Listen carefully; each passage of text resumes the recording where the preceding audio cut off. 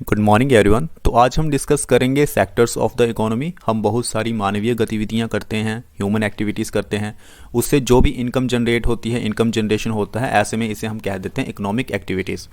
अब जो economic activities होती हैं, अगर हम इकोनॉमिक सेक्टर को ध्यान से देखें तो 3 प्रकार की हो सकती हैं। अगर हम एक्टिविटीज़ के बेस पे देखें तो प्राइमरी सेक्टर है हमारे पास, सेकेंडरी सेक्टर है, टर्शरी सेक्टर है, क्वार्टनरी सेक्टर है, क्विंटरी सेक्टर्स है।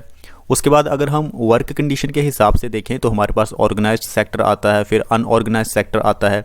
अगर हम एसेट ओनरशिप की बात करें तो हम देखते हैं कि पब्लिक सेक्टर है या प्राइवेट सेक्टर है। तो इस तरह से हमारी पूरी की पूरी इकोनॉमी होती है। तो सबसे पहले आज हम इस वीडियो में बात करेंगे on the basis of activities. Activities के बेस पे क्या क्या हमारे सेक्टर हैं। तो प्राइमरी सेक्टर आता है सबसे पहले, इसको हम डिस्कस करेंगे। सेकेंडरी सेक्टर को डिस्कस करेंगे, टर्शियरी सेक्टर को डिस्कस करेंगे, क्वार्टनरी सेक्टर को डिस्कस करेंगे और क्विंटरी एक्टिविटीज़। तो चलिए शुरू करते हैं सबसे पहले हम प्राइमरी एक्टिविटीज़ के साथ। प्राइमरी एक्टिविटीज़ में क्या होता है कि जो भी हम फ्रेश रॉ मटेरियल एक्सट्रैक्ट करते हैं, यानी कि हम इसमें टोटली एनवायरनमेंट के ऊपर डिपेंडेंट होते हैं। एनवायरनमेंट के ऊपर डिपेंडेंट होते हैं हम। जो रॉ मटेरियल्स होते हैं उसको एक्सट्रैक्ट करते हैं। Land, water, vegetation, building materials, minerals, इन सारी चीज़ों के लिए हम बहुत सारा रॉ मटेरियल एक्सट्रैक्ट करते हैं। तो मेनली एग्रीकल्चर से रिलेटेड होता है, एनवायरनमेंट से रिलेटेड होता है। तो ऐसे में इसे हम डाल देते हैं प्राइमरी सेक्टर में, या फिर प्राइमरी जो भी एक्टिविटीज़ होती हैं उन सब चीज़ों में हम इसे डाल देते हैं। तो प्राइमरी एक्टिविटीज़ कौन कौन सी होती हैं, जैसे कि माइनिंग हम करते हैं, एग्रीकल्चर से रिलेटेड जो भी वर्क होता है, फिशिंग करते हैं, फॉरेस्ट्री करते हैं, hunting and gathering and pastoral activities, ये सारी की सारी एक्टिविटीज़ हमारी आती हैं primary activities.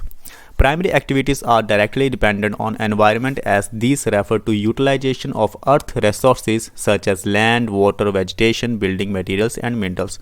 I hope so आपको समझ में आ गया होगा कि प्राइमरी एक्टिविटीज़ क्या होती है और प्राइमरी एक्टिविटीज़ प्राइमरी सेक्टर में आती हैं।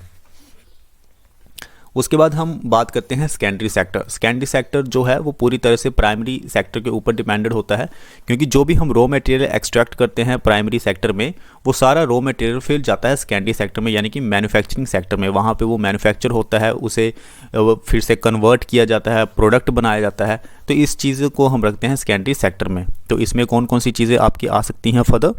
तो इसमें आपकी आ सकती हैं हैवी इंडस्ट्रीज़ जैसे कि steel, chemical, automotive, light industries जो आपकी होती हैं जैसे कि food, apparel, cosmetics. So industries that are concerned with the manufacturing of usable products और finished goods uses the produce of the primary sector as its raw materials. तो जैसे मैंने आपको बताया कि सेकेंडरी सेक्टर जो है वो पूरी तरह से प्राइमरी सेक्टर से डिपेंडेंट होता है। Manufacturing processes and construction infrastructure industries transforming raw materials into valuable products। Secondary sector depends on the primary sector for the raw materials necessary for production। Production के लिए हमें ज़रूरत होती है प्राइमरी सेक्टर से जो भी रॉ मटेरियल्स आता है। आयरन एंड स्टील इंडस्ट्री आप देख लीजिए, हाई टेक्नोलॉजी इंडस्ट्रीज़ को आप रख सकते हैं सेकेंडरी सेक्टर में। कॉटन टेक्सटाइल इंडस्ट्री हमारे पास है।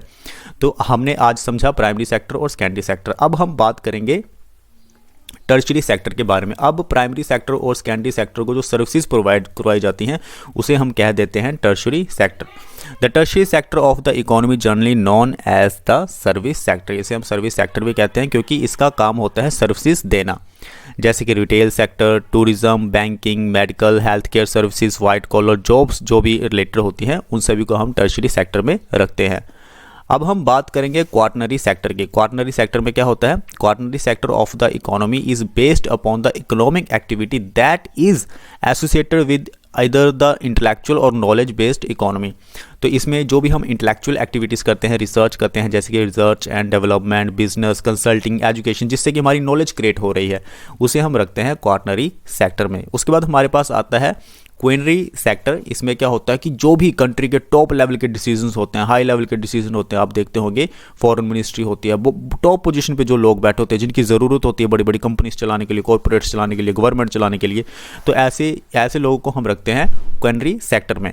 The branch of a country's economy where the high level decisions are made by top level executives in government, industry, education, high paid skills of senior business executive, government officials, और इस तरह की जो jobs होती हैं उसे हम कहते हैं गोल्ड कॉलर प्रोफेशंस। तो इन सब को हम रखते हैं क्विंटरी सेक्टर में।